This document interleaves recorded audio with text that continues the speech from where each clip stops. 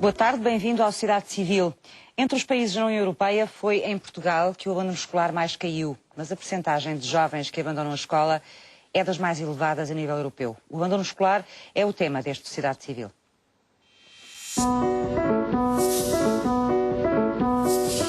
Ao analisar a temática do abandono escolar, olhamos para os números nacionais e europeus e percebemos que, por cá, o abandono ainda está acima da média europeia. Para combater esse cenário, existe o projeto Percursos Acompanhados, que ficaremos a conhecer neste Sociedade Civil. E mais à frente, e o ensino profissional numa escola em Lisboa para perceber a importância dos cursos profissionais no contexto da formação dos jovens.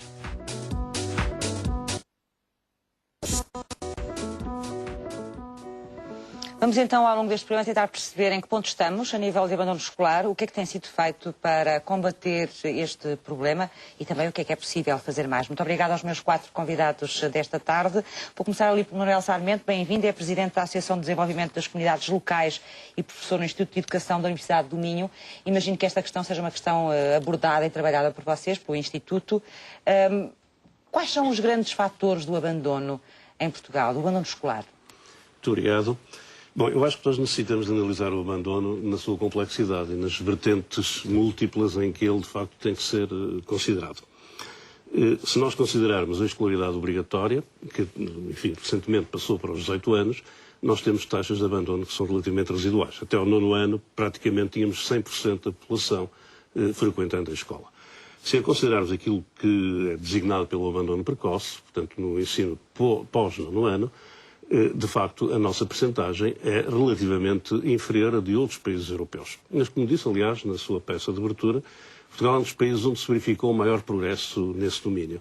E, neste momento, a população entre os 15 e os 19 anos que frequenta a escola é superior, por exemplo, à média da OCDE. Estamos numa posição que é relativamente confortável. Desde 95 até 2011, dados da OCDE, o ingresso na escola da população dentro desse grupo etário, de 15 a 19 anos, subiu 15%. É significativo. De qualquer forma, há um dado importante, recente, e que merece toda a nossa reflexão, que é das crianças que se inscrevem na escola, portanto, estão matriculadas e, durante o percurso da sua frequência, acabam por abandonar. Por absentismo repetido. Dentro ainda da escolaridade obrigatória. E ainda dentro da escolaridade obrigatória. E sobre essa matéria, os dados que me parecem mais fiéis, num país que tem dados estatísticos relativamente pobres sobre a educação, normalmente pouco atualizados, os que me parecem mais fiéis são os dados recolhidos pelas Comissões de Proteção de Crianças e Jovens. O relatório da Comissão Nacional de Proteção de Crianças e Jovens é extraordinariamente significativo nessa matéria, porque é exatamente um dos fatores de perigo da infância que mais tem crescido nos últimos anos. Por exemplo, no relatório já publicado este ano, relativo a 2012, há mais de 10 mil crianças que estão com o seu direito à educação violado.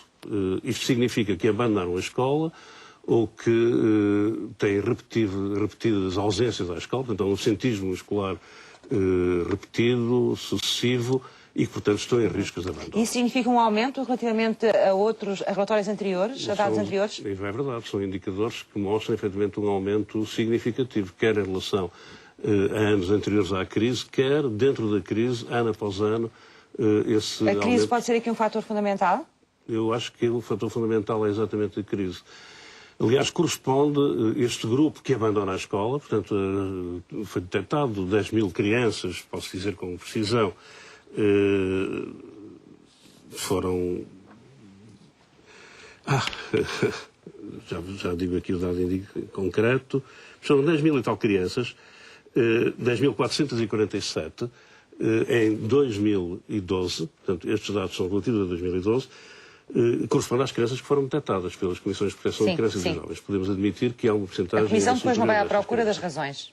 As razões fundamentais têm a ver com o facto de que estas crianças não vão à escola, porque, por um lado, não sentem na escola a possibilidade de concretizar aspirações de mobilidade social.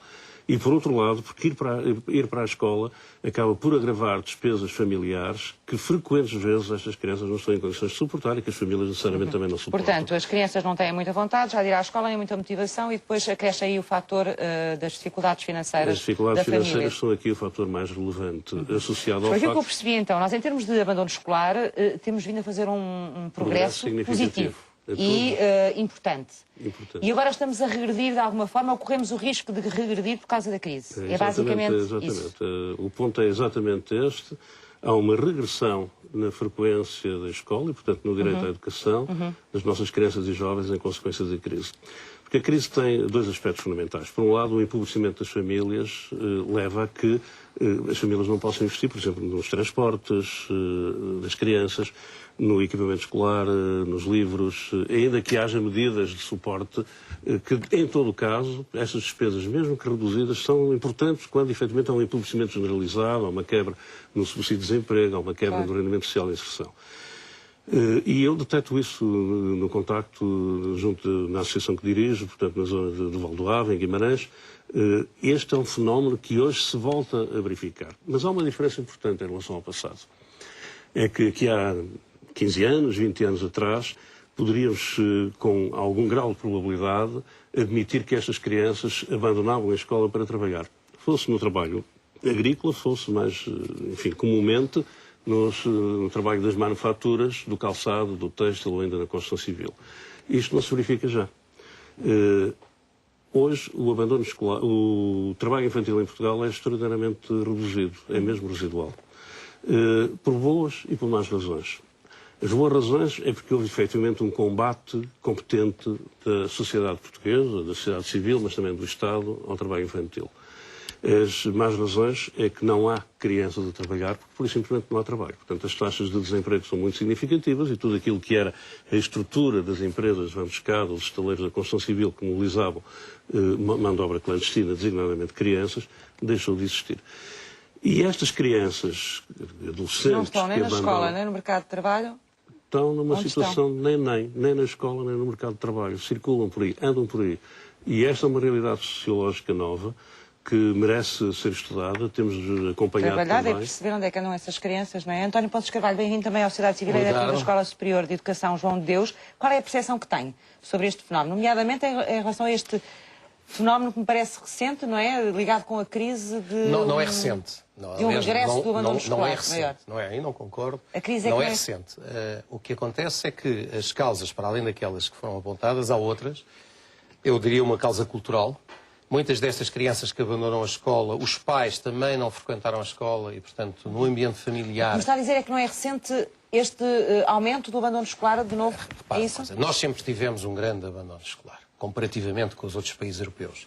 É evidente que tivemos um ganho muito grande e uma diminuição significativa, e foi feito um trabalho excelente em relação a essa matéria, mas nunca conseguimos eliminar, porque há que ver aqui o seguinte, uma coisa são termos o 100% das crianças matriculadas, mas muitas dessas crianças matriculam-se, vão uns dias à escola, porque se não vão, a escola tem que indicar as forças da ordem, GNR ou PSP, que muitas vezes vão buscar as crianças a casa. Fazem isso durante algum tempo, mas depois deixam de fazer. A partir daí, a escola deve comunicar para as comissões de proteção. E por isso é que estes dados das comissões de proteção chegam à comissão e são bastante importantes. Agora, há realmente crianças e esses dados estão que a família não valoriza a escola. Claro que depois acresce estas questões das dificuldades económicas. Mas a questão que eu lhe colocava é se tem a percepção também que esta crise tem feito aumentar estes números. Todas as crises económicas, com toda a sua vertente económica e social, é evidente que têm tendência para aumentar estes números de abandono escolar. Agora, não podemos é pensar que é só isso o fator determinante. Esse é um dos fatores. Porque nós vemos noutros países em que tiveram crises financeiras, em que conseguiram. Porquê? Porque toda a comunidade, provavelmente também depende do suporte, família valorizava, não é? E repara aqui o ponto principal, e nós vimos isso no programa anterior, as famílias portuguesas, temos ainda uma taxa muito elevada de famílias portuguesas com muito baixa escolarização. E, portanto, que valorizam um pouco o trabalho escolar e o investimento na educação. É isto que nós temos que mudar. Nós vemos, por exemplo, e nós temos um trabalho com a comunidade cigana, em que muitos não valorizam a questão da escola. E tem sido um trabalho, precisamente com o apoio dos Escolhas, tal como na peça que vocês mostraram só à abertura, com a utilização de mediadores, com a utilização de um trabalho com a comunidade, para que os pais percebam o quanto é importante, o quanto é o investimento. Portanto, aqui está em causa também o valor das escolas. José Matias Alves, bem-vindo, é diretor adjunto da área da Educação da Faculdade de Educação e Psicologia da Universidade Católica do Porto. Também pensa que este fator, o valor da escola, o que vale a escola hoje, tem influência na questão do abandono? Claro que sim. Eu elejo 3 fatores-chave. O primeiro fator-chave, para além do que já referiu o Manuel Sarmento, tem a ver com a questão do empobrecimento, a questão do sentido da escolarização, ou da ausência de sentido da escolarização para muitos alunos, número crescente de professores e até para as famílias. Portanto, as pessoas não veem sentido, não veem significado àquilo que fazem na escola. Essa é uma primeira linha compreensiva de fenómeno. Segunda linha compreensiva, o valor social do conhecimento. Nós somos, tradicionalmente, uma sociedade que nunca valorizou muito o conhecimento. Isso não é um fator novo, portanto, é um fator desde sempre. É um fator desde sempre que ainda não está suficientemente superado, como dizia o Ponce Carvalho. E o terceiro fator que eu destaco tem a ver com a própria organização escolar. Nós temos uma escola excessivamente formatada, excessivamente uniformizada, excessivamente inflexível, pouco atenta às pessoas, pouco atenta às suas necessidades, às suas expectativas. E uma escola, portanto, que não responde às expectativas, não responde também não só por responsabilidade da escola, há também aqui um efeito social. Portanto, não consegue também envolver aqueles que estejam menos interessados ou que queiram aprender, mas de outras formas? Certamente. É isso, não é? Para mim é óbvio, para mim é óbvio. E há muitas evidências que comprovam que este fator é um fator poderoso, claro, na explicação. Mas temos feito um percurso positivo ou não? Em termos de... referiram que sim, temos feito um percurso. O caminho feito é um caminho muito positivo. O grande desafio é saber como é que nós atingimos no horizonte de 2020 a redução que está fixada para os tais 10%, 11%. Estamos cerca dos 20%, um enorme progresso. Agora, até 2020, se chegar aos 10%, é preciso criar condições efetivas, porque chegar aos 10% é muito mais difícil do que chegar até aos 20%.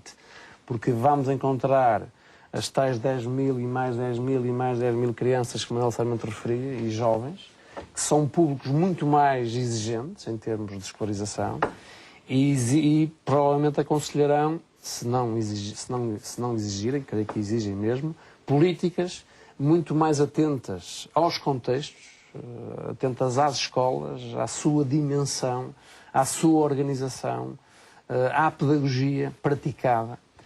Porque se não for isso, se não houver esta redescoberta das pessoas que vivem nas escolas, para além dos alunos, que também o são, teremos enorme dificuldade em prosseguir este caminho de redução efetiva do abandono. E dificuldade depois na inclusão social, porque sem conhecimento também não há inclusão social, e temos que continuar um trabalho de inclusão através do conhecimento, através do conhecimento que emancipa, que liberta, que dá outras ferramentas para as pessoas intervirem civicamente, socialmente. Carlos Monteiro, bem-vindo, é vice-presidente da Confederação Nacional das Associações de Pais. Como é que encaixamos os pais aqui neste problema? Qual é a participação deles? Qual é o peso deles, nomeadamente nas opções destas crianças, e em que é que os pais podiam contribuir para este combate ao abandono escolar? Ora bem, daquilo que foi falado, nós, na realidade, como pais, não podemos dissociar a crise como sendo o gancho que despolta isto tudo. Os pais, em boa verdade, nós como Confederação estamos muito preocupados, e os resultados e os dados que começam a surgir preocupam-nos bastante, porque se as pessoas não acreditam no seu próprio emprego, se não acreditam na sua própria estabilidade, também acabam por não acreditar no próprio futuro dos filhos e tendem a acharem soluções práticas. Acredito que haja muitos jovens que estão sem fazer nada, mas também acredito que muitos pais acabam por chamar, e nós somos um país com muita pequena indústria, e acabam por chamar os filhos aos seus próprios negócios, às suas próprias continuidades, e àquilo que eles desenvolvem. Por aquilo que nós, e pelos estudos que foram feitos, nós acreditamos que, em boa verdade, este abandono escolar, e fez progressos elevadíssimos, por aquilo que foram os dados apresentados na última conferência em março de 2013 sobre o Atlas da Educação, sobre o abandono escolar em Portugal, na realidade nós verificamos que houve uma evolução muito grande a nível de anos de escolarização e também uma diminuição muito grande do abandono precoce, levando de taxas de 13% a 1,7%, quer dizer, dos 10 aos 15 anos, e outras bastante significativas. Com o alargamento da escolaridade obrigatória, mas principalmente com o desincentivo em algumas matérias e com o corte de verbas em alguns programas, por exemplo, em Gondomar existia e existe um programa ligado às CPCJs de mediador executivo. Nós percebemos que podemos entrar num retrocesso. Em 2006, quando este programa, por exemplo, do mediador executivo entrou em vigor, a CPCJs, 46% eram casos de abandono precoce. Hoje representa à volta de 11% a 12%. O que quer isto dizer? Quer isto dizer que, na realidade, as famílias, neste momento, cada vez se sentem mais desamparadas. E umas imigram, outras imigram e deixam os filhos com familiares, muitas vezes avós, que também não valorizam a escolaridade, e o quadro começa a ficar um bocadinho negro, porque eu acredito muito que vamos ter novamente um retrocesso bastante grande. Por causa da escolaridade obrigatória ser estendida até ao 12º ano? Por causa da escolaridade obrigatória ser estendida e com duas agravantes. A crise, mas principalmente as matérias curriculares. Nós temos, ainda este ano, sabemos que houve, em cursos profissionais, houve um corte drástico. E conhecemos alguns casos em que havia percursos que eram feitos e foram abandonados esses cursos profissionais ou redirecionados para outras matérias que estes jovens não se identificam. E não se identificam, frequentam há algum tempo e depois abandonam. E desinteressam-se a seguir. Já vamos regressar. O abandono escolar é uma realidade presente no ensino português e a prova disso são os números avançados pela Comissão Europeia e pelo Eurostat recentemente. Com um abandono escolar superior à média europeia em 10%, importa agora perceber que valores mostram este flagelo em Portugal, quem está pior do que nós e que apostas têm sido feitas para inverter esta tendência.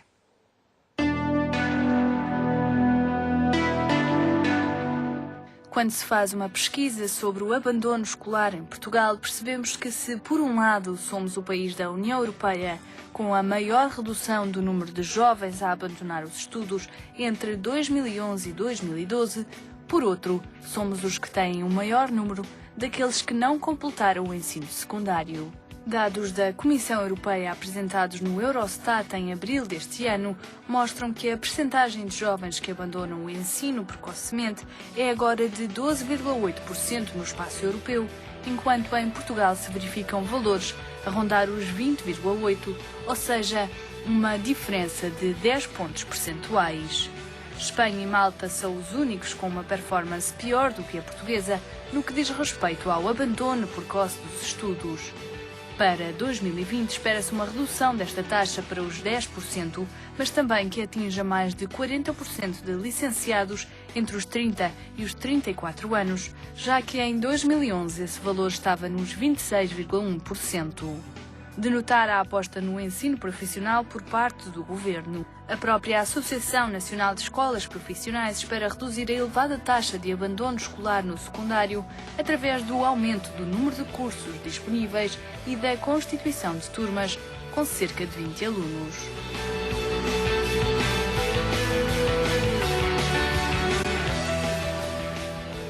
Talvez valha a pena fazermos um bocadinho um ponto de situação e eu gostava de os ouvir sobre o que é que correu bem na estratégia até agora de combater o abandono escolar. O que é que correu bem, o que é que contribuiu para que nós conseguíssemos a evolução que conseguimos até agora. Manuel, quer começar, por favor? Com certeza, tenho muito gosto. Eu julgo que o essencial centrou-se nas políticas de formação de segunda oportunidade. No decurso das 2 últimas décadas, um conjunto de medidas, de programas muito contratualizados, muito articulados com a capacidade de autonomia que as escolas, apesar de tudo, vão tendo, muito articulados também com a comunidade, um conjunto de medidas visando responder aos problemas do abandono escolar, dos percursos escolares intermitentes. Mas cada escola encontrou os seus caminhos diferentes? Ou... Havia um conjunto de programas e as escolas foram procurando encontrar o seu caminho dentro desse conjunto, construindo o seu passo. Refiro-me, por exemplo, aos programas lançados pelo extinto programa de combate ao trabalho infantil, o PETI, portanto os PIEFs ainda existem hoje, são programas que são geridos pela Segurança Social e pelas estruturas do Ministério da Segurança Social. Refiro-me também a programas ainda mais antigos, como o Programa de Escola para Todos, antes ainda o PIPS, já tem 20 ou 30 anos esse programa. Algum desses programas ainda está ativo ou não? Não. O grande problema é que todos esses programas foram sendo desativados no quadro. Desculpa, mas há medidas de fundo que foram tomadas e que se mantêm. Sim, desapareceram enquanto programas. Olha, eu estou a pensar na questão dos almoços. Há bem pouco tempo, poucas eram as escolas de primeiro ciclo que forneciam refeições às crianças, o que era um contrassenso, porque as escolas secundárias e universidades tinham cantinas e as escolas do primeiro ciclo não tinham. Quando deveria ser ao contrário. Portanto, isso combate também o abandono escolar. E isso, claro que faz com que algumas crianças e algumas famílias, até que, em que os pais, e eu ouvi vários casos, eu também não estudei e não foi por isso que deixei de ter sucesso na vida, que não valorizavam muito a escola, mas por o facto da escola fornecer a refeição, e nós, por exemplo, no programa que temos no 6 de maio, conseguimos, precisamente com a escola, que muitos jovens voltassem à escola. Estamos a falar de jovens de 12, 13 anos que tinham abandonado sem concluírem o primeiro ciclo, que voltassem, e uma das coisas que conseguimos ajudar foi precisamente com o fornecimento da refeição. Portanto, a questão do pequeno almoço, do reforço alimentar... Portanto, chega a ser quase deprimente as pessoas voltarem à escola porque precisam da refeição. Para combater o abandono escolar, que existiram determinados programas, o programa deixou de existir, mas a prática manteve-se. Se me permite regressar àquilo que estava a dizer, há um conjunto de programas que construíam um leque de opções que as escolas iam escolhendo, e esses programas foram praticamente todos extintos e reduzidos. É verdade que, entretanto, emergiram outros. É verdade, por exemplo, que no âmbito das medidas de emergência social, as escolas, não apenas primárias, do primeiro ciclo, os agrupamentos escolares abrem as suas cantinas. Isso é extraordinariamente importante. Ou seja, o abandono escolar seria maior se nós não tivéssemos medidas sociais. Que são medidas, sobretudo, protagonizadas pelos municípios, em articulação com a Segurança Social. Mas parece claro que hoje faltam, dentro do quadro do Ministério da Educação e das políticas educativas, um conjunto de orientações que permitam esta educação de segunda oportunidade. Estava a dizer que esses programas de que me falava há pouco foram sendo desativados. O PIPS, o PETI, o PEP E não surgiram outros para substituir? E outros que não se desenvolveram, não apareceram de forma alternativa. Por outro lado, e isto é um indicador extraordinariamente importante na recuperação que nós fizemos no que respeita ao número de população escolarizada, designadamente a população mais velha, o programa Novas Oportunidades teve um papel absolutamente determinante. Portanto, os centros de novas oportunidades foram extintos. Portanto, esse programa neste momento está paralisado e nós não temos basicamente nenhum programa de formação de segunda oportunidade neste momento instalado no terreno. Sr. Matias Alves, ia acrescentar qualquer coisa? Ia acrescentar uma ligeiríssima discordância com o Manuel Sarmento. Nós tivemos um expressivo programa designado Mais Sucesso Escolar, lançado pela Maria de Lourdes Rodrigues em 2007, se não erro, que envolveu candidaturas de cerca de 400 escolas e que desempenhou um papel muito expressivo na promoção efetiva do sucesso escolar dos alunos. Nós sabemos que uma das primeiras causas do abandono é o insucesso. Claro. E, portanto, quanto mais eu promovo o sucesso escolar, e este programa mantém-se, através de várias modalidades de formação, de turma mais... Está extremamente debilitado, como sabes, está muito debilitado esse programa. Mas envolve ainda muitos milhares de alunos, envolve mais de 100 escolas e tem indicadores de sucesso consideráveis. Não quer dizer que isso resolva o problema. Em todo caso, há uma redução das 400 escolas para as 100 escolas e, portanto, há efetivamente um número muito mais limitado. E de facto, não é um programa também que tem essa abrangência de todos os outros programas que eu referi e que eram programas que mobilizaram as comunidades educativas que envolveram as escolas. Mas há um segundo fator. Hoje as escolas sentem-se, desculpa, sem querer interromper-te, mas hoje as escolas sentem uma angústia tremenda, muitas vezes, perante o vazio de soluções. Mas o vazio tem que ser as escolas a criá-las. Não pode ser o Ministério da Educação a 5 de outubro a fazê-lo. Eu admito que haja algum sentimento de, chamemos-lhe assim, da orfandade das escolas e dos professores. Um certo abandono, um certo desamparo, já foi usado aqui o termo hoje. Eu prefiro esse conceito, mas também simultaneamente vejo nas escolas que há uma outra organização, uma outra preocupação, uma outra mobilização que tem a ver com, certamente, com dinâmicas de autoavaliação das escolas, com dinâmicas de promoção, de melhoria dos processos e dos resultados educativos, tem a ver com a avaliação externa que a Inspeção-Geral da Educação vai fazendo com as suas debilidades, mas também com os seus contributos, no sentido de colocar a escola a pensar sobre si mesma, a pensar sobre os processos educativos que promove e que organiza, e penso que isso tem gerado efeitos positivos no aumento do sucesso real dos alunos e na diminuição do abandono. Porque as escolas foram interiorizando na sua cultura organizacional, passa a redundância, essa preocupação, essa focalização. Portanto, eu diria que os principais autores deste enorme progresso foram, a meu ver, as escolas, os professores, as direções das escolas, em interação certamente com as famílias, e numa maior comunicação com os próprios alunos. Mas então, depois deste período que houve com estes programas todos, daqui para a frente é preciso criar outras formas, mas há outra provavelmente num outro patamar, mas é preciso criar outras formas de continuar a fazer este trabalho, não é? Porque, como dizia, vamos ter que continuar a fazer essa redução. Vai ser mais difícil. Como é que vamos fazer sem estes programas? Há outras formas de o fazer? Claro. A fórmula tem que passar sempre por quem está no terreno. Quem está são os professores, são os diretores. Portanto, cada escola deve encontrar os seus caminhos. Tem de encontrar os seus caminhos numa política que acredite nas pessoas, que acredite nas organizações educativas. Então, mas se isto é um objetivo a nível nacional, reduzir para os 10%, não tem que haver depois aí uma estratégia nacional? Deverá haver, vamos ver. Ficamos dependentes do trabalho que cada escola individualmente ou cada projeto que cada escola poderá ter? Será desejável é possível? que não. Será desejável que não. Será desejável que haja uma política global que mas terá que ser. A política global nunca substituirá as pessoas concretas. Claro. Nunca então eu vou fazer a pergunta de outra maneira. maneira. Essa política global existe? Não, repara uma coisa. O nosso país é um poço de contrassensos. Nós passamos a vida a queixar-nos que há excesso de burocracia, que há excesso de ordens de 5 de outubro. Estou a falar de uma estratégia nacional. Haver objetivos a nível nacional. Está aqui a ser discutida. Ou um caminho, não é? Nós só conseguimos resolver os problemas nacionais quando cada um de nós, cada português e todos os portugueses tomarem consciência que fazem parte do problema e que fazem parte da solução. Nós continuamos sempre à espera que alguém resolva o problema por nós. Claro. E estamos sempre a arranjar desculpas de alguém. Mas a minha questão era, nós temos um objetivo a cumprir até 2020. Não, mais do que um objetivo. Posso acabar a pergunta? Nós temos um objetivo a cumprir, por aquilo que eu já percebi, que já foi dito, até 2020, que é descer para 10%. Sim. Não é?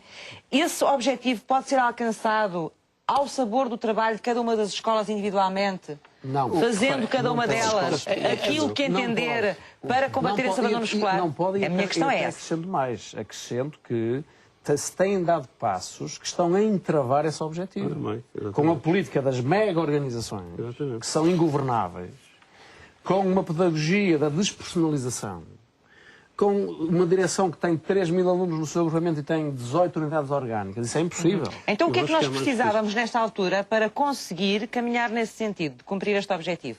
Bom, em primeiro lugar, em relação à questão do objetivo, vamos ser claros em relação a isto. Já falou muito Manuel. Diga. Com certeza.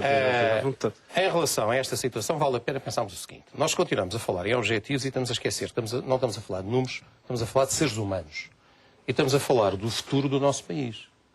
E, portanto, nós, quando continuamos a deitar fora do sistema educativo, que é aquilo que lhe permite ganhar qualificação, que permite adquirir saber, permite adquirir uma melhor capacidade de ter sucesso no futuro, desenvolver estas capacidades, destrezas, habilidades, conhecimentos, valores e atitudes, nós estamos a fazer dois tipos de crime. Estamos a fazer um crime social, porque estamos a perder a oportunidade destes jovens terem amanhã uma vida melhor e contribuírem para o sucesso do país, e estamos a fazer um crime económico, porque estamos a desperdiçar dinheiro, estamos a desperdiçar verbas. E é isto que muitas vezes nos esquecemos de discutir. E, portanto, mais do que pensar em percentagens, ou que o objetivo é simplesmente o número estatístico, tivemos no passado Mas recente... temos que ter percepção de Claro que onde sim. é que estamos, não é? Temos no Isso passado faz-se recente com medidas números. que foram tomadas, que resolveram muito bem o problema estatístico, até no ponto de vista económico, não é? As tais engenharias financeiras, mas que deixaram as coisas piores do que estavam antes. Portanto, a nós não nos interessa, no meu ponto de vista, melhorar a estatística, interessa realmente garantir a que estes jovens conseguem ter uma escolarização de qualidade e o mais longa, porque nós temos aqui falado em duas coisas e temos estado a baralhar, que uma coisa é o abandono escolar e a outra é a saída precoce da escola. São dois conceitos diferentes. E, portanto, agora, nós temos é que garantir que a maioria dos nossos alunos que entram na escola não a abandonam, podem sair a caminhos alternativos. As tais vias alternativas, que lhe permitem ir aprendendo, adquirindo novas capacidades num ramo ou noutro. Tudo bem. Agora, o que é importante é todos juntos caminharmos no sentido de manter na escola. O facto das escolas, aflorou-se aqui, era o que há bocado estava a dizer, muitas começarem a trabalhar bem com as comissões de proteções de crianças e jovens em risco, têm dado os seus resultados, os seus contributos. É importante. Quando nós falamos que as escolas podem fazer coisas, as escolas têm uma massa humana extraordinária e extremamente qualificada. É talvez das organizações portuguesas que têm mais sabedoria. Têm os quadros altamente qualificados. As escolas têm que começar, e falámos aqui já várias vezes na questão da autonomia. Dentro da sua autonomia, todas as pessoas querem berrar a autonomia. A autonomia não se decreta. Mas ninguém a quer. Mas depois Toda ninguém a quer gente isso. berra, É isso, mas toda a gente ninguém berra, quer. mas ninguém a prática. Repare, eu dou-lhe só um Mas exemplo. também não tem condições para depois, Desculpe, não tem? Eu dou-lhe só um exemplo. principalmente financeiro. A escola tem um Principalmente recurso de 100, 200, 300 professores. Cada professor tem uma componente letiva e uma componente não letiva. Quantas escolas públicas, houve algumas, regulamentaram a componente não letiva dos seus docentes? E nós estamos a falar, por lei, têm 10, 12, 15 horas não letivas e mais. E mais. Porque há docentes que tinham antigamente 12 horas não letivas, quase no topo da carreira, e mudaram a hora letiva para tempo letivo. E cada tempo letivo são 45 minutos. Mas isso para chegarmos o que aonde, quer em termos de abandono Não, escolar? repare, para chegar ao seguinte, se eu tenho um docente que por contrato de trabalho tem 35 horas de trabalho, e se só tem 8 ou 9 ou 10 horas letivas, as outras 20, não é? Ou as outras 15, podem ser utilizadas e devem, no Estatuto da Carreira Docente, a várias coisas. Ajudar ao sucesso dos alunos, trabalhar com os alunos mais carenciados, podem fazer várias coisas. E, portanto, cada escola, porque não pode ser a 5 de outubro, que vai saber, em cada comunidade, o que é preciso fazer para, por um lado, trazer aqueles jovens de volta à escola e, por outro lado, fazer a tal formação que aqui falámos da comunidade, dos pais. Portanto, cada escola pode se organizar. Carlos, queria acrescentar qualquer coisa? Eu queria, em boa verdade, e nós sabemos que no terreno, por exemplo, a criação de escolas TAPE ajudaram a que o abandono escolar fosse bastante reduzido. Mas também sabemos, por causa das questões económicas, elas estão a ser abandonadas. Algumas estão a tentar caminhar para a autonomia, mas não sabem com que dinheiro é que vão gerir. Porque muito provavelmente é o que vai acontecer, será quase como hoje ouvíamos, na semana passada, neste caso, ouvíamos falar sobre as universidades, os hospitais, só vão ter recursos para pagar aos funcionários, mais nada. Mas repare que essa é a realidade. Desculpe interrompê-lo. Nós continuamos a falar. Não há verbas, não há verbas. Eu acho imensa graça este discurso. Agora, as pessoas têm que perceber... Eu não acho graça nenhuma. Mas não, mas espera aí. Deixa-me...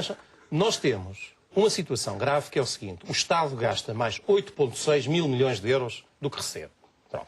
Isto é uma realidade. Portanto, se não há dinheiro... Eu também gostava que houvesse muito mais dinheiro nas escolas. Eu também gostava que houvesse muito mais dinheiro na saúde. Eu também gostava que houvesse muito mais dinheiro em tudo. Mas não há. E, portanto, nós temos é que ser pragmáticos e dizer assim, o país tem que viver com aquilo que cria, com a riqueza que cria.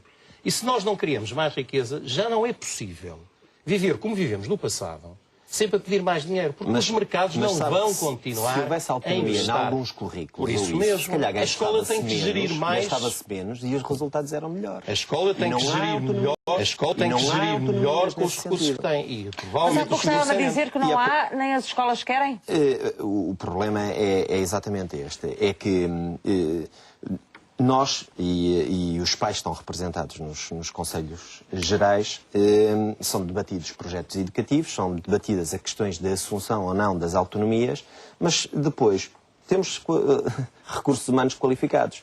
Mas depois há o receio, inclusive, de assumirem essas responsabilidades. Porquê? Porque hoje as regras são umas, amanhã podem ser outras. Isso é um facto. Pois. Isso é a desgraça nacional, passamos sempre a vida a mudar tudo. Pronto, mas eu até entendo quando um diretor tem alguns receios, porque hoje está, amanhã poderá ser assim ou assado e depois alteram-lhe as regras. E teve um bom exemplo ainda este ano letivo. Quantas escolas tinham optado, e em reuniões, por exemplo, em Gondomar faz as reuniões dos agrupamentos, quer privados, quer Conselho de Empregos,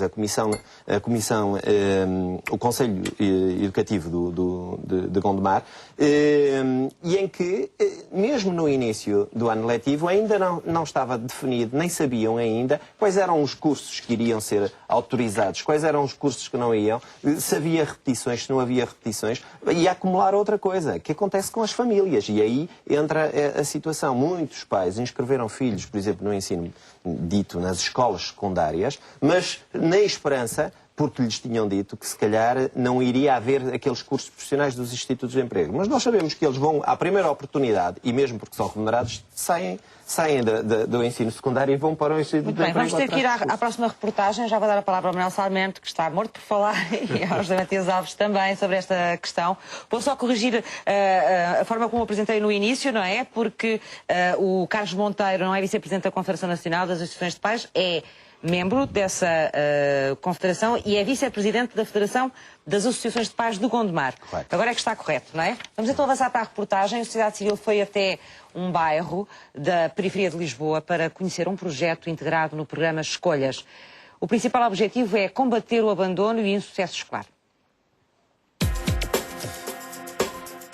Faz parte do programa Escolhas e fica num bairro do Concelho da Amadora. O projeto Percursos Acompanhados já existe há pelo menos 9 anos e é atualmente coordenado por Isa Monteiro, que explica quais são os principais objetivos, os destinatários e a metodologia adotada para ajudar os jovens deste bairro. O projeto Percursos Acompanhados no bairro de Zambojal dá respostas a crianças e jovens em contexto escolar, prevenindo o seu insucesso e o abandono escolar. Trabalha com as famílias destes jovens, no sentido de criarmos aqui sinergias para, em conjunto, rumarmos estes jovens a bom porto. Nós criamos aqui um triângulo à volta do jovem, ou seja, projeto, família, escola. A comunidade está à volta destes três, mas o jovem está no centro. Tendo em atenção o meio em que o projeto está inserido, tentamos ir ao encontro das necessidades daquele jovem e vamos à procura das peças que compõem o puzzle do sucesso escolar. Uma das peças desse puzzle é a atenção que é dada ao estudante.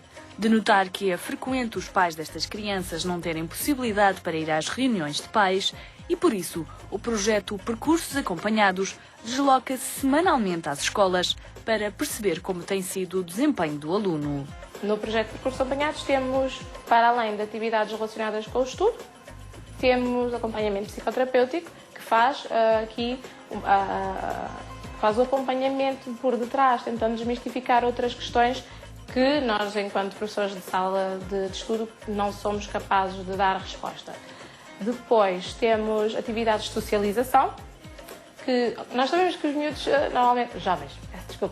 normalmente passam o dia todo na escola. Chegar aqui e levar com mais trabalho, mais estudo, nós fazemos essa parte, mas depois temos que dar o doce, que é a parte da socialização, ou com atividades lúdicas, ou com outro tipo de atividades ou desportivas, ou trabalharmos temas, entre outras, de voluntariado, empreendedorismo. Neste ano letivo já temos inscritos 45 crianças e jovens só para a atividade de estudo à medida. Todos os jovens são recebidos com um beijinho pelos professores da sala de estudo, já que se considera a parte afetiva importante no crescimento e no desenvolvimento do jovem como cidadão. Desde que funciona, este projeto nunca viu um dos alunos abandonar os estudos e tem até casos de jovens que queriam deixar a escola no 3º ano do 1º ciclo, mas que acabaram por concluir o ensino secundário.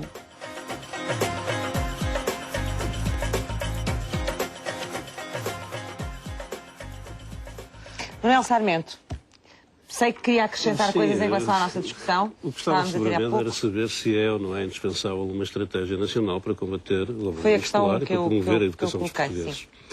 Aparentemente, para Ponce de Carvalho, não faz sentido nenhum pensar numa estratégia nacional. Não foi isso que eu disse. Mas, foi isso que eu disse. pelo menos foi aquilo que eu percebi, espero que os espectadores também. Não. O que faz sentido é pensar naquilo que as pessoas têm a dar, que as escolas têm a dar.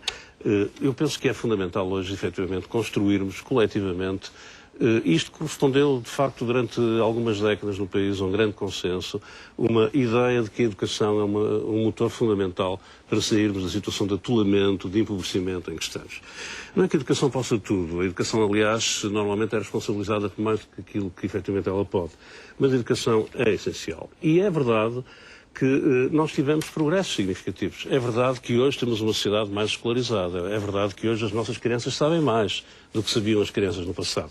É verdade que hoje há também um sentimento mais geral das comunidades, designadamente das comunidades rurais, no sentido da escolaridade. Essa ideia de que as comunidades hoje não querem que as crianças frequentem a escola é uma ideia já ultrapassada. Há 30 anos isso era assim. Havia um investimento temperado de resultados incertos e Augusto Santos Silva relativamente à posição dos camponeses sobre a escola.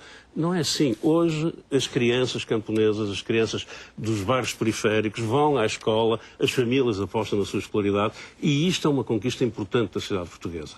Eu creio também que é uma conquista importante da sociedade portuguesa a ideia de que o lugar de trabalho da criança é na escola. E o abandono e o trabalho infantil, que foi efetivamente um flagelo muitíssimo significativo, é hoje alguma coisa que não é irreversível, mas que, no entanto, pertence basicamente ao passado. Residual. Nós necessitamos, e é residual, em boa parte também por razões de que não há trabalho, portanto, para distribuir pelas crianças. O que não quer dizer, portanto, que não haja necessidade de continuar as políticas ativas de conquista da ideia de que a educação é, efetivamente, o lugar onde as crianças devem estar, de que a escola é o seu lugar de trabalho. Mas isso implica várias coisas. Implica comunidades mobilizadas, implica escolas disponíveis para o desenvolvimento do seu projeto, implica políticas públicas do Ministério da Educação que suportem tudo isto. E se alguma destas coisas falta, isto é, se falta a comunidade, ou se falta a escola, ou se falta o Ministério, o tripé fica desfeito e, portanto, há aqui um enorme desequilíbrio. E o que tem acontecido, e eu concordo inteiramente com o que disse o Matias Alves a esse propósito, é que não apenas não temos tido políticas educativas que garantam a inclusão e, portanto, o combate ao excesso escolar e ao abandono escolar, como temos políticas de contraciclo.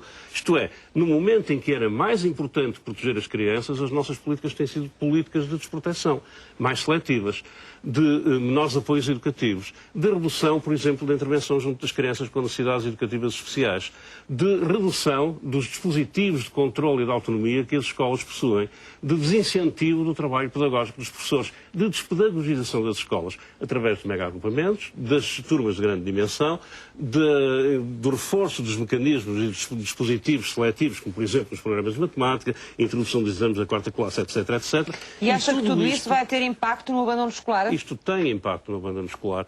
Deixa de fazer sentido para as crianças insucedidas frequentar a escola. E esta relação entre insucesso e abandono é uma relação efetivamente testada e avaliada por múltiplos estudos. Nós precisamos que a escola faça sentido para todas as crianças. E que as crianças possam ter o direito não apenas do acesso à escola, mas também do sucesso. E isto é alguma coisa que Isso era precisamente o que também já dizia há pouco. concretas. E essa é a questão. Uma estratégia nacional é uma estratégia que passa por políticas públicas. Não temos. Não. Eu concordo com o que diz o Manuel Sarmento, queria precisar aqui e discordar aqui de um conceito. Ninguém quer autonomia, quer dizer, isto tem que ser precisado. Ninguém quer uma autonomia que não signifique, de facto, autonomia, porque a autonomia que existe, de facto, que é criada pelas escolas, pelos professores e pelo Ministério, é uma autonomia muitas vezes sem substância. Pelo menos aquela autonomia que é concedida pelo Poder Central é uma autonomia vazia de sentido, vazia de substância. Porquê? Aliás, as escolas têm percebermos. perdido progressivamente a autonomia. têm um poder de autonomia administrativa. Porquê que é vazia essa autonomia? Porque não têm poder para decidir nada, praticamente. Ainda o exemplo de há pouco que disse aqui o nosso colega, disse que as escolas acordaram algo em junho, em termos de rede escolar, em termos de número de turmas, de cursos, etc. E no fim de julho o Ministério veio com uma ordem que contraditava aquilo que tinha sido acordado com as próprias escolas. Portanto, é evidente que há aqui imagens significativas de autonomia em termos pedagógicos. Mas em termos da organização escolar, em termos da alocação de recursos para combater os problemas que existem nas escolas, as escolas não têm autonomia. E elas querem essa autonomia e querem a responsabilidade inerente. Agora, não querem a responsabilidade sem terem meios de ação. Isso parece-me um facto. É preciso, portanto, haver aqui uma política nacional... Então é colocar demasiada responsabilidade nas escolas se elas não têm autonomia para serem elas a tratar e a trabalhar apenas elas o abandono escolar. Claro, claramente. Mas pode haver aqui um excesso de mandato, que se está a exigir às escolas, e as escolas não têm condições de responder a esse excesso de mandato. Mas há vários exemplos em Portugal com essa falta de autonomia. Estou absolutamente de acordo com o que está a dizer. Mas há vários bons exemplos de escolas em Portugal que, sem essa autonomia e com o Ministério da Educação controlador e com a Inspeção da Educação controladora, que conseguiram... Que apesar de tudo conseguiram. Mas nós ainda vivemos... aí a comunidade também... Vivemos num alguns casos com comunidades muito difíceis. Vivemos num paradigma que está absolutamente falido. Mas que os nossos governantes acreditam que ainda tem... A questão da comunidade aqui é importante, porque o papel das famílias também é importante. Como é que se envolve as famílias neste trabalho de combate ao abandono escolar? Chamando-as às escolas e não afastando-as. Por exemplo, o caso dos mediadores é extremamente importante. Eu estava há bocado a dizer a questão da comunidade cigana, os mediadores da comunidade. A questão dos professores também saírem das escolas e, portanto, se envolverem com a comunidade, porque aqui é preciso que a comunidade se envolva com a escola e a escola com a comunidade. E, portanto, só quando realmente nascer esta consciência, que só todos, como diz o velho ditado africano, toda a aldeia que é responsável pela educação de uma criança, é que nós conseguimos ter algum sucesso. E uma política de confiança. Claro. De acreditar, quer a escola acreditar na comunidade, quer a comunidade acreditar na escola. E durabilidade também, porque o problema é que... persistência. De continuidade e terem prazos mais alargados. Quer ver a coisa mais ridícula? Exatamente isto. É a constante mudanças e as regras serem alteradas a meio do jogo, digamos assim. Porque, em boa verdade... Quando fala da continuidade, está a falar de quê? Olha, podíamos pegar, do programa por exemplo, escolar, das mudanças de regras, em que aspecto? Qual é a descontinuidade que mais incomoda aos pais?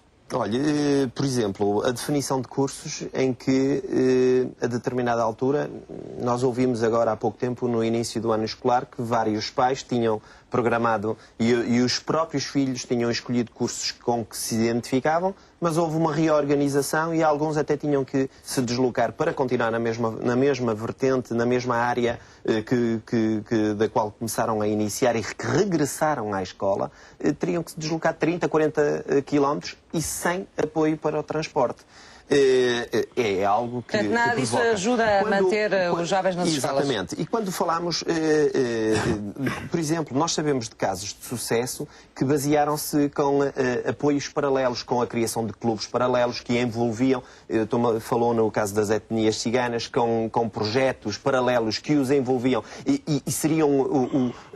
Há pouco ouvíamos na reportagem do Reboçado, seriam aquela... Bem, se vieres sempre, podes participar neste projeto, podes participar neste clube. Houve, na realidade, um desinvestimento. E aí eu considero que houve um desinvestimento monetário e houve de alguns, não direi que serão todos, de alguns próprios docentes, mediante esta conjuntura toda, que também se desmotivaram, porque passaram a horas não letivas, passaram a um sem número de coisas que acabam Portanto, na prática há falta de estabilidade. Muita e de políticas de continuidade, mas com prazos muito mais alargados. E seria necessária essa tranquilidade, quer à escola e aos professores, quer aos pais, para se poder avançar isso? Basicamente, eu não queria entrar nesta área da política, mas basicamente era quem nos governa e quem nos irá governar mas quem está à frente de uma confederação de pais e está nas escolas, não pode estar fora da política, pelo menos no Ministério da Educação. Pois, concordo consigo, mas o que eu quero dizer é, o Conselho, o que nós achamos é que quem atualmente governa e quem vai ser governo deveriam definir aquilo que querem para a educação. E a partir daí, quando fossem governo, não mexessem. a não ser que corrigissem determinadas coisas. E porque nós falamos, e aqui o Dr. Matias Alves falou de alguns projetos que foram descontinuados, ou foram alterados, ou foram modificados. E muitas vezes nós perguntamos, mas perguntaram a quem? Não tinham resultado, não tinham sucesso. E é isto que nos preocupa. E esta indefinição é que leva a que aquelas famílias que já por si têm alguma instabilidade e uma descrença, ainda mais desacreditem neste sistema e tentem outras E acrescentar alguma coisa? Vivemos, a meu ver, um grave problema, que é continuar a persistir na ideia de que a inovação, de que a melhoria é decretável. Claro. De que a mudança pode ocorrer fazendo muitas normas. Estão à espera do nosso bastião. Fazendo muitas portarias. E isso é contraproducente, do meu ponto de vista. E, portanto, instabiliza as escolas, não há referenciais claros. Por exemplo, em relação à rede da oferta educativa, devia ser uma rede estabilizada para 3, 4 anos. As escolas saberem que durante 4 anos é aquela rede, com ligeiras adaptações, mas poderem trabalhar a médio prazo. As escolas não sabem como é que iam trabalhar. Daqui a um mês sai uma norma que altera aquilo que tinham feito. Portanto, ninguém consegue viver num quadro normativo, num quadro legislativo, em permanente mutação. Claro. E porque há a crença do legislador ou do governante de que muda a realidade fazendo normas, fazendo leis. Não muda nada. Só piora, em muitos casos só piora. E, portanto, sem mudar esta crença, nós dificilmente saímos deste... Eu há bocado ia dizer qualquer coisa sobre isto, sobre a questão das mudanças. Nós vamos falar a seguir. Diga. Um exemplo concreto. Desde o 25 de Abril, quantas vezes é que já mudámos a terminologia em português, na língua portuguesa? E depois avança, não avança. Tivemos as telebres, que umas escolas avançaram, outras não avançaram. Isto é verdadeiramente dramático, porque os pais, por exemplo, querem ajudar os filhos em casa e já não podem porque andamos sistematicamente a mudar a terminologia. Na formação de professores, fazemos a formação de professores dentro de um determinado quadro, agora volta a mudar tudo.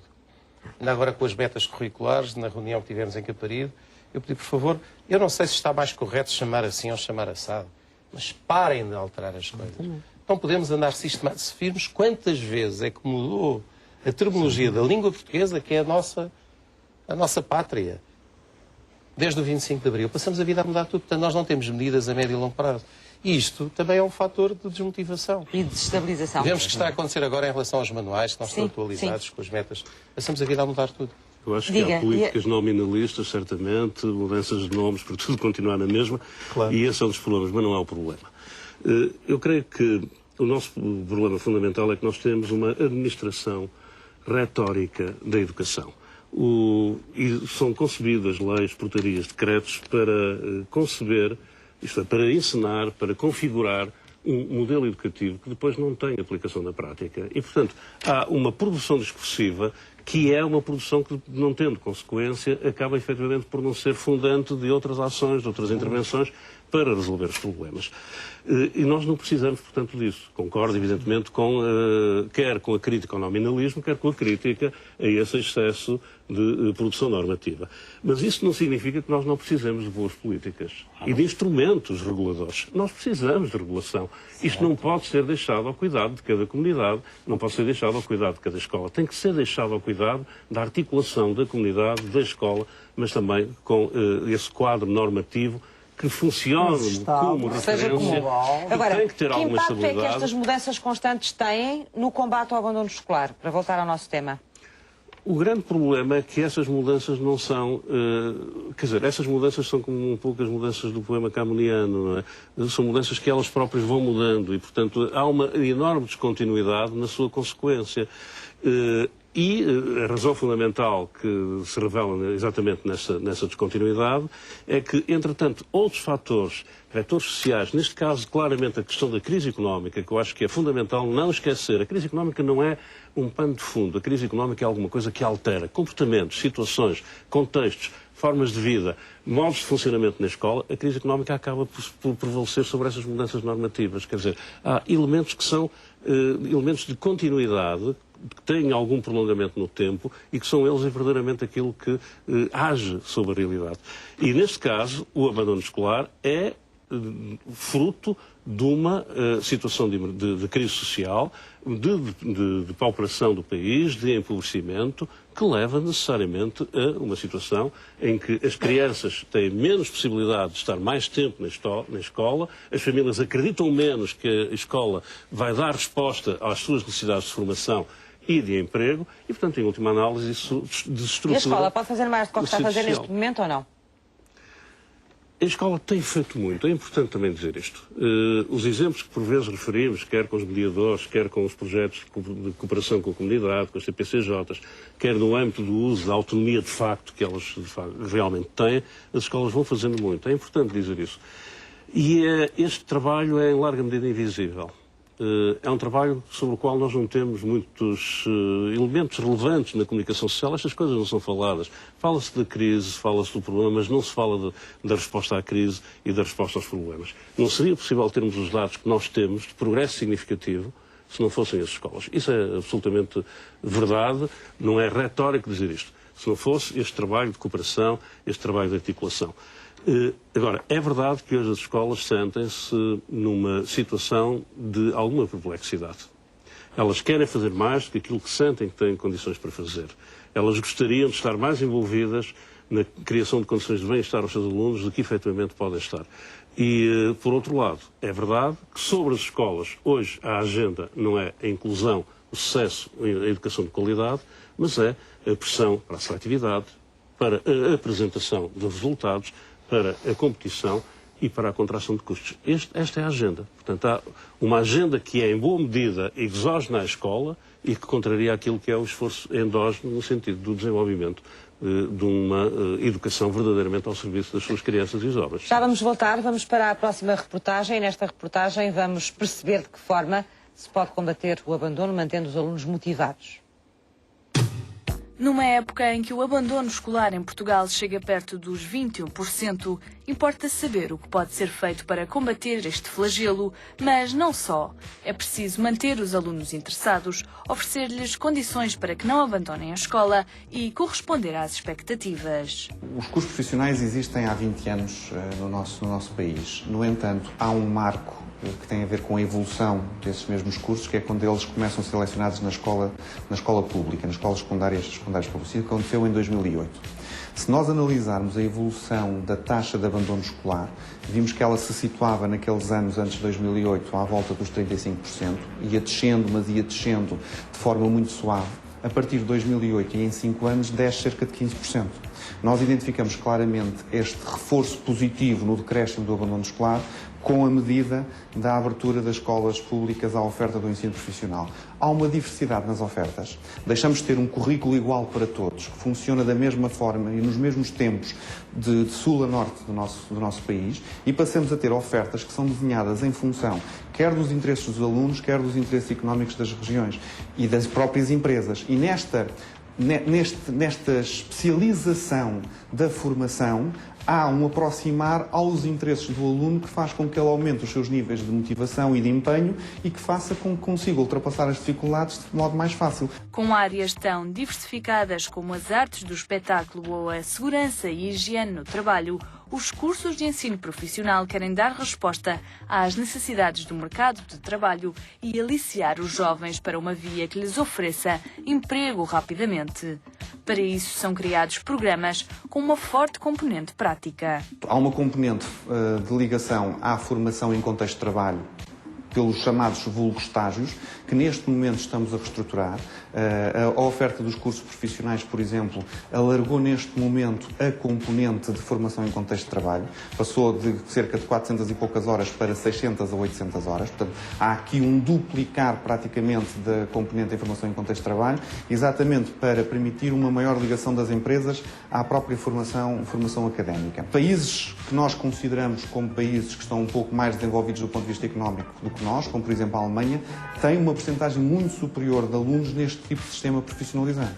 Portanto, os 50% é uma meta que tem por objetivo colocar uma ambição grande, que neste momento está praticamente atingida e que serve única e exclusivamente como referência da importância que é dada neste momento ao ensino profissional.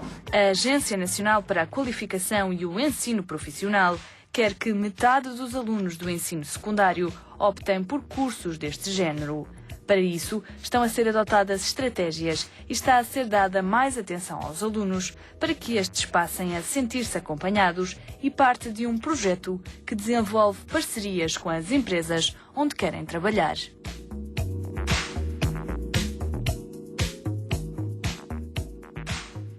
O ensino profissional é um instrumento também de combate ao abandono escolar, ou não? Sim. Qual é a vossa opinião? Diga, Carlos. Eu acho que sim. Em determinadas situações é muito importante. É muito importante e, inclusive, poderá ter ofertas, mas esse ensino terá que ser planeado pela própria comunidade e ver quais são as suas necessidades. Não adianta numa determinada localidade desenvolverem cursos que depois não têm saída, não têm a sua empregabilidade. Portanto, tem que ser desenvolvidos pelas escolas, de acordo com a comunidade. Sim, e isso está a ser feito? Já há bons exemplos disso, em seu entender, Carlos, ou não? Há esboços disso. Agora, depois, é preciso a aplicabilidade ou alguns, como há pouco eu dizia, iniciaram, mas depois agora já não têm esse financiamento ou foram requalificados para outras áreas ou para outras situações. O ensino profissional, nós temos que ter uma noção clara de que em determinados locais será uma mais-valia, noutros, se calhar, não, devido à oferta que existe, Acaba por não ser. Exatamente. Porquê? Porque não se integra dentro daquela comunidade? Não se integra, não tem essa procura e acabam por tentarem segmentar alguém que não vai ter essa procura. Então, Matias Alves, qual é a sua opinião? Sim, a minha opinião é de que o ensino, portanto, tudo aquilo que funcionar numa lógica de diferenciação curricular, diferenciação pedagógica, diferenciação de atividades no interior da escola, vai potenciar maior sucesso junto dos alunos. O ensino profissional é uma das modalidades que pode assegurar essa adequação às expectativas, aos interesses dos alunos.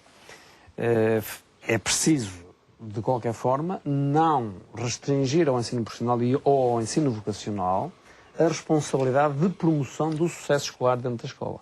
Porque mesmo no currículo dito normal, dito corrente, também lhe compete o esforço de adequação aos alunos e de se pensar de modo não uniformizador, de modo não massificante, e, portanto, pensar-se de modo mais flexível, mais diferenciado, mais atento às pessoas para lhe responder. Mas o ensino profissional que temos nesta altura consegue fazer esse combate ao abandono escolar ou consegue ter esse papel? Tem dado um contributo expressivo para fazer o combate ao abandono escolar. Mas podia fazer mais, é isso?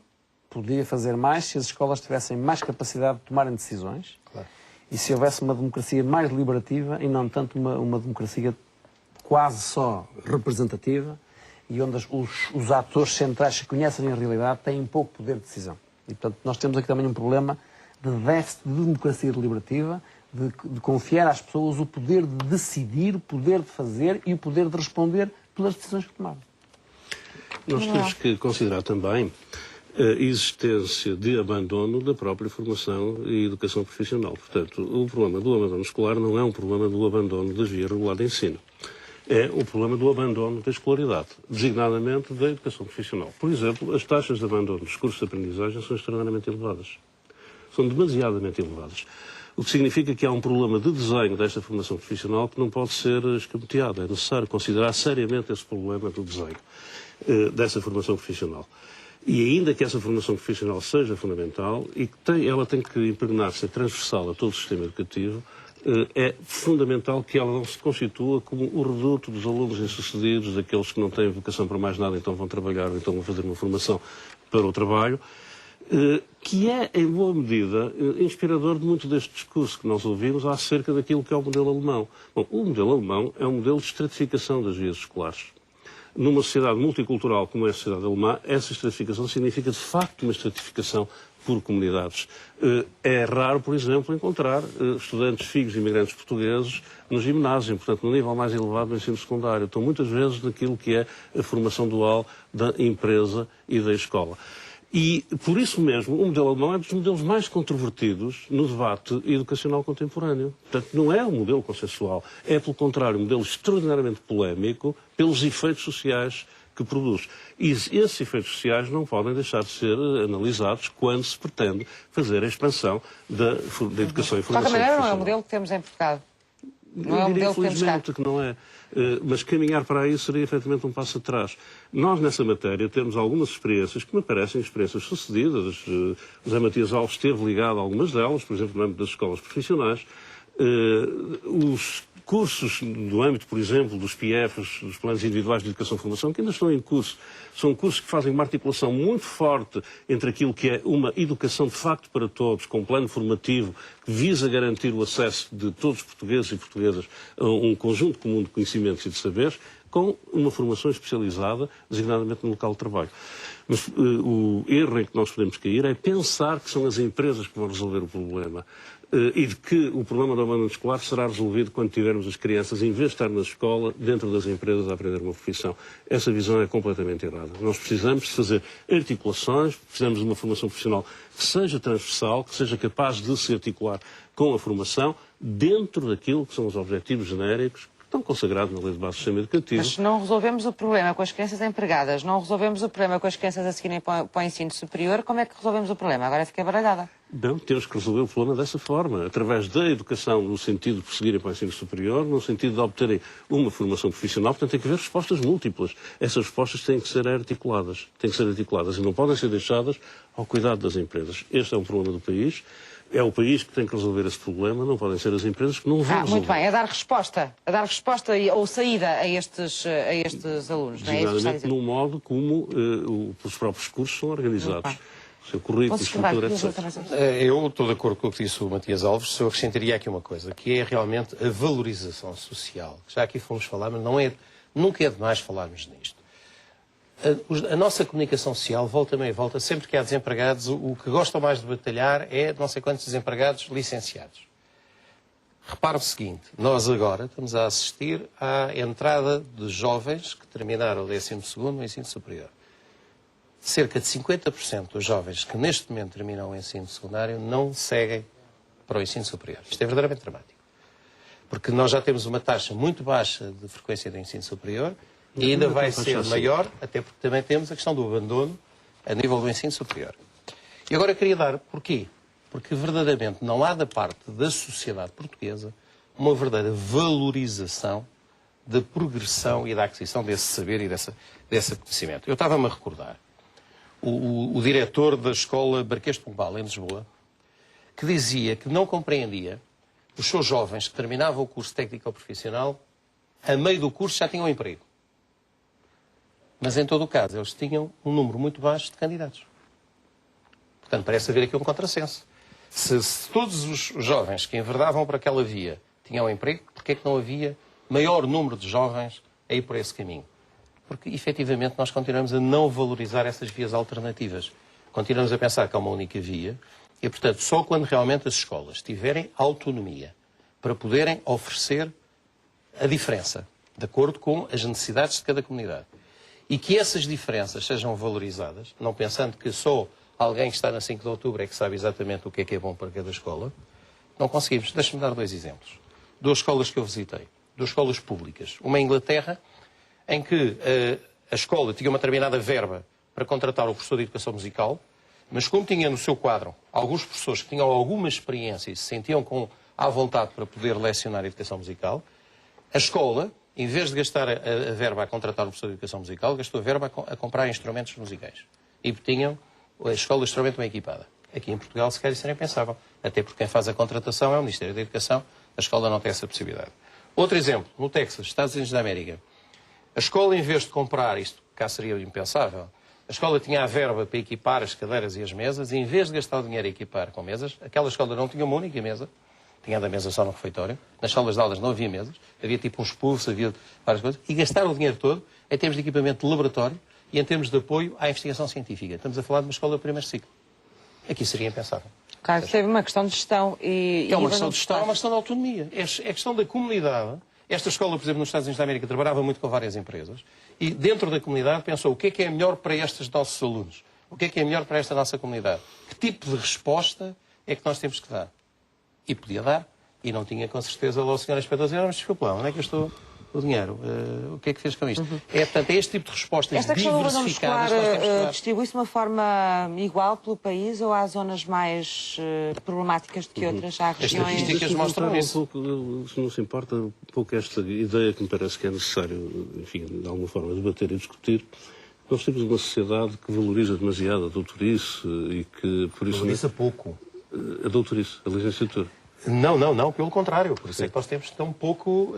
ter uma sociedade que não valoriza. Nós temos, efetivamente, um número ainda inferior à média da OCDE de jovens a frequentar a universidade. Em todo o caso, aproximamos bastante desse valor. Portanto, 1 em cada 4 jovens entre os 20 e os 29 anos está a frequentar um curso universitário. E esse é um dado que é próximo, relativamente próximo da OCDE, ainda que ligeiramente inferior. Portanto, nós temos que, de facto, valorizar o conhecimento e também valorizar a formação universitária. Não podemos ter o discurso de contraponto à formação universitária de que realmente o que é importante agora é a formação técnica, porque é essa que dá emprego e tal. Neste momento, infelizmente, nada dá emprego. Quer dizer, neste momento... Mas a questão não era essa. A questão pelo que aqui, em relação ao ensino técnico-profissional, até que ponto ele pode ser uma saída ou pode ser uma forma de envolver estudantes que não querem continuar a estudar de outra forma, mas que podem encontrar ali um caminho. Nós estamos de acordo que é uma saída. Não podemos sair do abandono escolar, porque a educação dava-nos pano para mangas aqui. Não é? Há muitas questões. Não é a saída. É uma saída. Tem que ser articulada e tem que ser pensada no quadro geral da oferta. A minha questão aqui era perceber quais são as zonas do país que nos devem preocupar mais em termos de abandono escolar e se essas zonas do país estão a ser vistas com atenção. A região onde estamos. A região norte é claramente a região onde o abandono escolar é mais intenso. Há vários indicadores mais sobre no isso. centro e que no sul do país. Sim, mais que o sul. E porquê? Conseguimos saber porquê? Creio que tem a ver basicamente com a forma como a estrutura económica está sobre o terreno, quer dizer, com as suas características. Há também, Manela. Claro, aqui na Zona Norte, a região do Tâmega é uma região crítica. No Norte, é aí onde há mais abandono. Os vales, o Vale Sousa, o Vale do Cabo... Mas mais o Tâmega. No último estudo, aliás, publicado pela CCRVN, mostra que essa região do Vale do Tâmega é, de facto, no Norte, a região mais crítica. Mas foi a que mais baixou também. Está bem, mas provavelmente onde mais se investiu também no sentido de inverter essa situação. E creio também que no Alentejo. E percebe-se porquê? E consegue-se perceber porquê? Mas não tenho os números. O que é que acontece nessas regiões para o abandono escolar ser maior? Eu julgo que a explicação do Manel é aquela que eu dou. Quer dizer, há aqui fatores de natureza económica, fatores de composição do agregado familiar, que explicarão essa desafeição face à escola, esse desamparo face à escola. Portanto, e não veem na escola... Portanto, muitas vezes fundamental poderia ser o apoio a dar-se a estas famílias, em específico, para que essas crianças fossem à escola, não é? Sim, era o trabalho feito na comunidade. É também uma das vias que já foi aqui referenciada, o apoio social, um apoio mais integrado, através de dispositivos de mediação, de apoio, de visibilização da mais-valia deste bem de primeira necessidade, que é o conhecimento. E as pessoas acreditarem que o conhecer é o principal investimento que podem fazer na sua vida.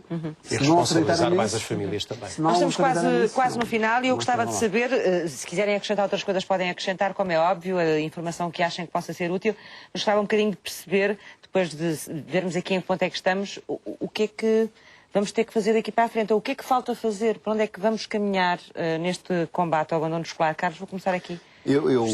Basicamente, eu acho que as escolas têm que ter uma estrutura, têm que explorar e aprofundar melhor as estruturas que têm a nível da organização e isso passa por terem alguma autonomia e definirem os seus próprios projetos curriculares, os seus próprios projetos. A autonomia não vazia, não é? Não vazia. E em que fazem a sua opção e seguem e perseguem esse caminho. Claro que quando eu falo em escolas, eu estou a falar em comunidade educativa, autarquia, grupo de agrupamentos e a Sim, sociedade. porque as escolas também trabalham cada vez mais em rede umas com as outras, não é?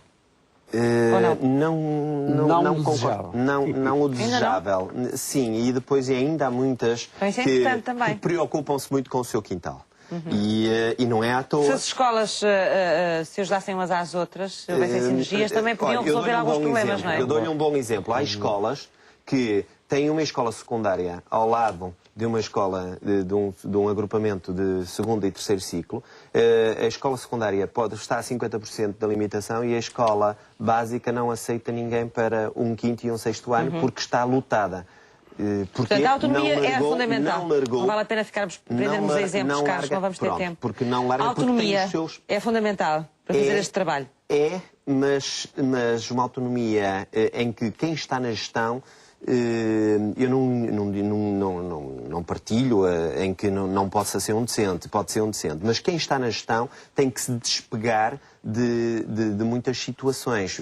Eu dou-lhe um bom exemplo. A questão dos horários, a questão dos seus quadros, dos seus recursos humanos que tem, se tiver que abandonar recursos humanos, tem que ter a capacidade de, a oferta que escolher, se tiver que fazer reestruturação nos seus recursos, nos seus docentes, terá que o fazer e terá que os dispensar nesse sentido. Para quê? Para que os currículos sejam mais focados naquilo que é necessidade. Destaco 3 notas. Eu sou partidário de uma política de contratualização à escala nacional e à escala local. Julgo que é uma boa estratégia de promoção de uma maior escolarização e de redução, portanto, do abandono. Políticas de promoção da inserção territorial das escolas e outras instituições de natureza educativa que trabalhem mais em rede. E, para isso, terceiro tópico, vejo com bons olhos a existência a nível municipal ou supramunicipal de projetos educativos de natureza municipal que façam a articulação, a integração de recursos, de meios, de diálogos, de trabalho em parceria, de trabalho conjunto, recolhendo, aliás, alguns dos bons exemplos que estão em curso aqui na área metropolitana do Porto, nomeadamente em Gondomar. Foi um elogio, Carlos. Não, Sarmento. Um pouco na mesma linha, eu acho que aquilo que é fundamental é a construção de políticas integradas. O abandono escolar não é um problema exclusivamente escolar. E, de uma forma até mais geral, não é um problema exclusivamente educacional. É um problema social mais vasto. E, portanto, as respostas têm que vir do conjunto da sociedade. A tal aldeia que se ocupa da educação das suas crianças tem que resolver também este problema. Estas políticas integradas são aquelas que fazem da educação um elemento integrante das políticas sociais e que faz das escolas um elo da política social. Estas questões da articulação em rede têm que passar para além da retórica, tem que ser alguma coisa central na construção da rede social. Construir elos, ligações, e simultaneamente, quer ao nível local, quer regional, quer nacional, o país precisa de dispor de um conjunto de instrumentos que funcionem como um mosaico em que, no quadro de uma grande flexibilidade, no quadro de uma gestão da complexidade, se possam encontrar as respostas certas. O ensino profissional é uma resposta, mas não é a resposta. A educação de segunda oportunidade é uma resposta, ainda que não seja a resposta.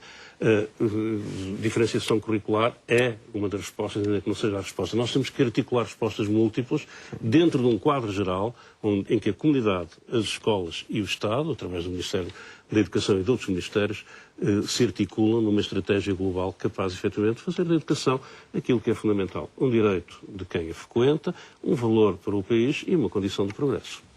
Carvalho. Eu se calhar ia pegar em 2 exemplos em que Portugal no passado foi extraordinário e passámos das taxas piores da Europa para as melhores. Natalidade? Não. Essa mortalidade infantil? A mortalidade infantil, exatamente. E aquilo que já aqui falámos em relação à questão do combate do trabalho infantil. E, portanto, o que é que existiu? Existiu uma ajuda à tomada de consciência nacional que era um problema e, portanto, que não era um problema nem do Ministério da Saúde, nem do Ministério daqui ou dacolá, mas que era um problema de todos. E depois tiveram a liberdade, eu não me lembro em relação à mortalidade infantil, não foi o Ministério da Saúde que decretou que tinha que acabar e como é que ia ser feito. Foram criadas algumas condições, mas depois cada hospital, cada centro de saúde foi fundamental aí. Antes, repare, não. E esses tratos? Isto, a questão dessa, isso não é DSBB ao Serviço Nacional de Saúde, porque as taxas que nós conseguimos foi antes do aparecimento do Serviço Nacional de Saúde, que tem imenso mérito, não é isso que está em causa. Agora, essa vitória foi ganha por Portugal e realmente foi fantástica, porque tínhamos taxas avassaladoras e passámos a taxas de 0 ponto qualquer coisa, muitíssimo boas. Nós tínhamos Porque se 35, conseguiu... desculpe, Não vamos ter tempo para discutir tínhamos agora. 35 crianças em cada 1000 que morriam em 1974. Era uma taxa louca. 35 em 1000 em 74. Com a criação do Serviço Nacional de Saúde, há uma redução para a taxa atual, que é da ordem dos 2,8 por 1000. Mas não foi o Serviço Nacional de Saúde que fez Bom, isso. não vamos discutir isso agora. O exemplo O exemplo era a tomada de consciência uma mortalidade nacional. infantil. A Podemos tomada de tentar consciência fazer o mesmo em nacional. relação ao O abandono Ministério da escolar. Educação poder dizer, se queremos que diretivas nacionais, dizer que este é realmente um problema social, é um problema económico. E, portanto, vamos todos contribuir para a sua diminuição e dar realmente autonomia para que localmente as autarquias, as câmaras de representação, estou habituado, consigam resolver a situação, porque não vai ser o Ministério do Rei do Passo que vai resolver nada. Muito bem.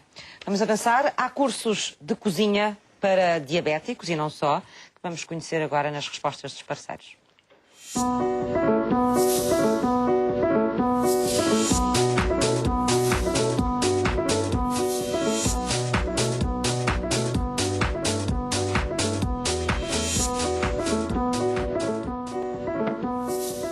A Joana Oliveira é nutricionista e é coordenadora do curso, ou dos cursos, de cozinha da Associação Protetora dos Diabéticos de Portugal. Bem-vinda à Sociedade Civil. Olá, obrigada. Que cursos são estes de cozinha? Temos novos cursos, com novos horários, com um novo preço e com uma novidade. Agora, os cursos estão abertos a pessoas com diabetes, mas também a pessoas sem diabetes. Que queiram comer bem. Que queiram... Saudável. Exatamente. Ou seja, a preocupação da alimentação não é só para as pessoas com diabetes e cada vez o interesse, felizmente, acho que tem vindo a aumentar e as pessoas estão interessadas. Pode Por ser isso, também para prevenir, não é? sim, aqui a ideia é atuarmos não só no controle, em que a Associação tem feito um trabalho intensivo, mas também alargar à prevenção. Somos muito Muito bem. solicitados para este tipo de ações, por isso achamos que faz sentido. Há quanto tempo é que têm estes cursos? Tivemos, o ano passado, tivemos os primeiros cursos. Foi a primeira vez. Sim, e de acordo com as necessidades, com o feedback que tivemos com as pessoas, tivemos que fazer algumas adaptações.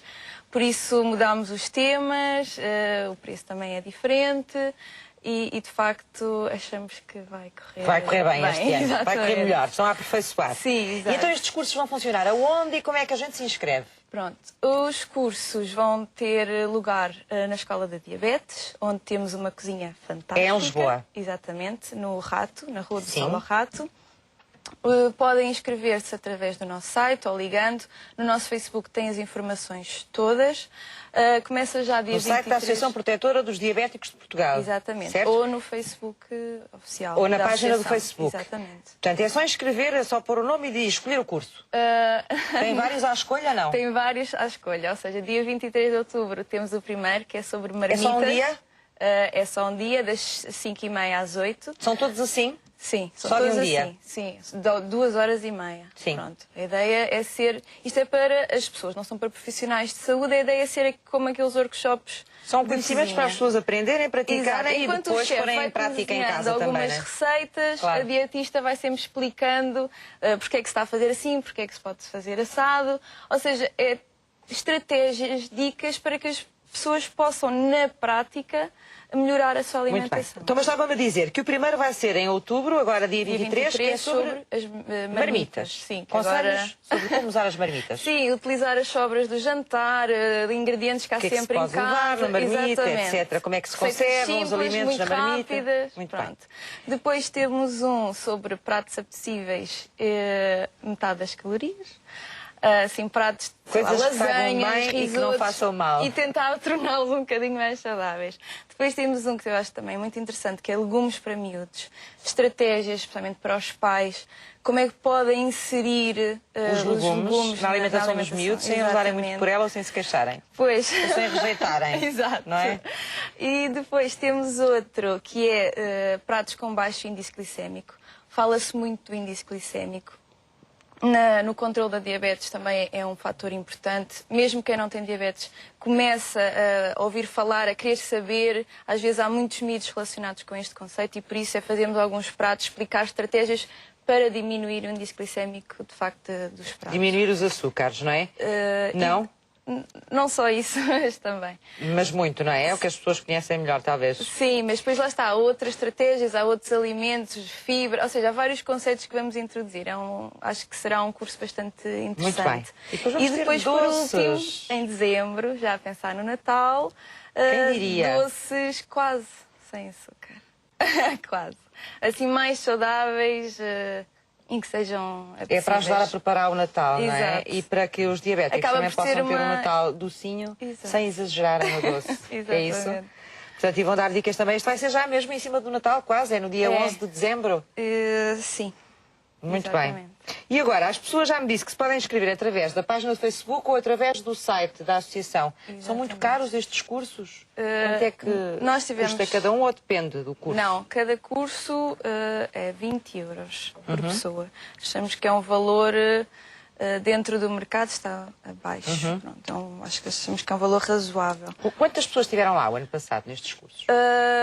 Tivemos. Tem uma poucas. Tenho uma Que experiência. é pouco conhecida ainda, não é? A nível de divulgação e o facto de serem muito próximos, as pessoas queriam fazer todos, depois Sim. inscreveram-se em todos, mas depois não tinham dinheiro, ou seja, Pois. houve Por vários isso é que vocês fatores. espaçaram desta vez os cursos, Exatamente. foi isso? E uma pessoa que vá a um não quer dizer que vá a outro. Por exemplo, se eu não tenho filhos, se calhar não me interessa ir ao legumes para miúdos, ou se eu não gosto de doce, ou se excluir os doces da minha alimentação, também não faz Claro, sentido ir. claro. Por isso aqui a pessoa tem mais flexibilidade. Mas se quiser ir a vários, tem um espaço também de tempo Exato. para poder ir a vários, não é? Sim. E poder pagá-los se for necessário. E quem é que vai dar estes cursos?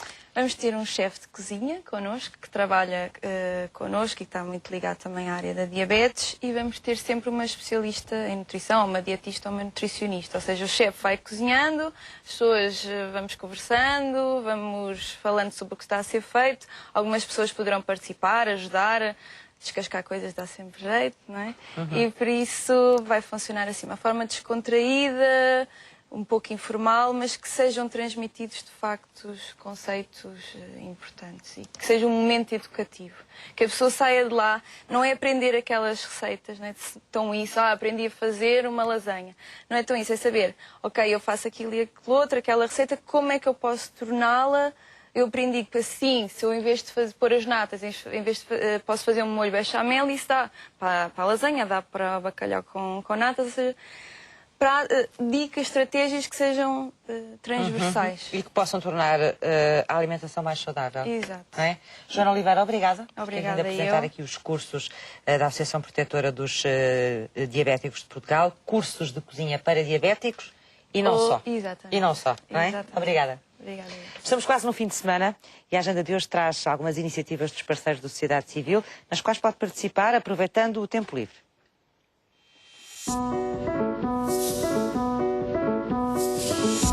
A partir de 10 de outubro e até 9 de novembro, será possível visitar na Galeria Fernando de Azevedo, em Lisboa, a exposição fotográfica das arquiteturas populares do norte de Portugal à modernidade em Guimarães. A exposição é de entrada livre.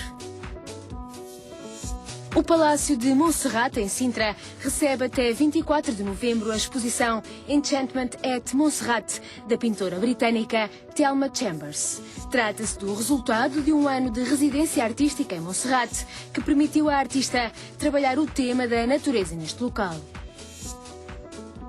O programa Escolhas lança novas candidaturas para projetos pontuais com um ano de duração que visem facilitar a empregabilidade e o emprego para jovens através de soluções criativas. Para soluções que se mantenham após o teste da implementação, o financiamento poderá ir até aos 20 mil euros por ano. Conheça as condições de inscrição, que pode ser feita até 31 de outubro em programascolhas.pt. A Fundação Portuguesa das Comunicações convida os mais pequenos para a comemoração do Dia Mundial dos Correios. Na atividade Escritores Secretos, os participantes vão contar com a ajuda de amigos imaginários para se tornarem mensageiros em segredo. O Oceanário de Lisboa abre as portas para a exposição Planet Ocean. São 35 imagens de grande dimensão e num intenso diálogo de cores que dão a conhecer aos visitantes as ameaças socioeconómicas que os oceanos enfrentam hoje. Pode ser visitada até janeiro do próximo ano.